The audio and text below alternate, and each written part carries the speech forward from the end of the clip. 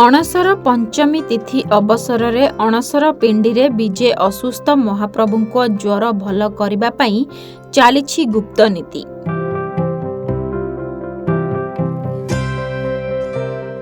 ज्वररू उपशम पई सोमवार पंचमी तिथि रे श्रीअंगरे लागि होईछि फुलुरी तेल। एहा परे धीरे धीरे सुस्थ हेबे तीनी ठाकुर। श्रीमंदिर रे मध्याह्न धूप बढ़िबा परे परंपरा मुताबक बड़ ओडिया मठ को श्रीमंदिर पक्षरु फुलुरी तेल विजे पाई खबर जाइथिला। एहा परे बड़ ओडिया मठर महंत और अन्य साधु सन्थ शोभा यात्रा रे तीनिटी माटी घड़ी रे फुलुरी तेल धरी श्रीमंदिर रे विजे करिथिले। तीनी घड़ी रे घणा पेड़ा राशि तेल सहित कृष्ण भोग धान बेणा चेर चंदन काठ केतकी चंपा बौल मालती मल्ली आदि फूलर मिश्रण करा जायथाय। एही मिश्रण प्रस्तुत करिबा पई बड़ ओडिया मठ महंत स्वतंत्र पद्धति अनुसरण करिथांती, जहा वर्तमान सुधा गुप्त रखा जाइछि। घणा पेड़ा राशि तेल रे 14 प्रकार फूल 7 प्रकार औषधीय चेरमूली एवं सुबासित द्रव्य पकाई फुलुरी तेल प्रस्तुत करा जायथाय। प्रत्येक वर्ष हेरा पंचमी दिन एही मिश्रण को माटी तले पोता जायथाय। प्राय वर्षे धरी माटी तले रहिबा परे एहाकू माटी तळु बाहर करा जायथाय। परे कपड़ा रे छणा जाई माटी घड़ी रे श्रीमंदिर को निया जायथाय। एहा परे दईतापति पति महापात्र सेवक माने एहाकू अणसर पिंडी रे विजे ठाकुरंक श्रीअंगरे लागि करिथांती। महाप्रभुंक विभिन्न गुप्त नीति मध्यरे फुलुरी तेल लागि एक गुरुत्वपूर्ण अंश।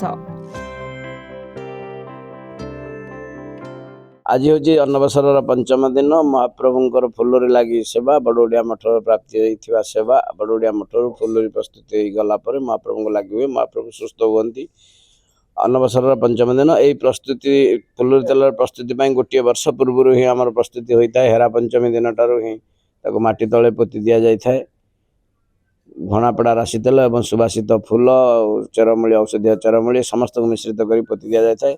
ऋतु अनुसार मिलुवा अन्य फूल चेरमूली पुनर्बार मुद खोल जाए पुनर्बार पकई दि जाए। स्नान पूर्णिमार पूर्व दिन संध्या समय गुप्त भाव से माटी तलू बाहरी गोटे घरे सहित रखा जाए। अनवसर पंचम दिन श्रीमंदिर बरकंदाज आसी जनइला आम तो अमुनिया प्रस्तुत कर वर्तमान श्रीमंदिर को पठेबू एवं निजे जाई देउल कमांडर एवं आज पालिया देउलकरण हस्त आम हस्तांतरित करूँ। तापर भंडार मेकअप ताकू कर्पूर कस्तूरी केसर चुआ इत्यादि मिश्रित पर महाप्रभु को संस्कारित होला परे पति महाप्रभु को संस्कारित होला परे सब बाड़ग्राही दैतापति मान महाप्रभु को शरीर रे लेपन करेंगे। यथा देही तथा देव न्याय आमको जमी ज्वर हेल्ले 2-4 दिन ज्वर हेल्ले आम अंग पीड़ा हो शरीर ओजनिया लगुच उताप वृद्धि होची से समस्त को लाघव करने औषधीय चेरमूली आज आरंभ होला। महाप्रभु को आज सुस्थता आरंभ हम फुलुरी तेल को लगी महाप्रभु फूल पर हल्का महाप्रभु का शरीर हो जाए गंठी छंद खोली जाए एवं महाप्रभु सुस्थता अनुभव करती और शीतलता आसे ज्वर उताप कमी जाए महाप्रभु सुस्थ होते और आसंता काली ठारू ओष लगी सुगम हुए।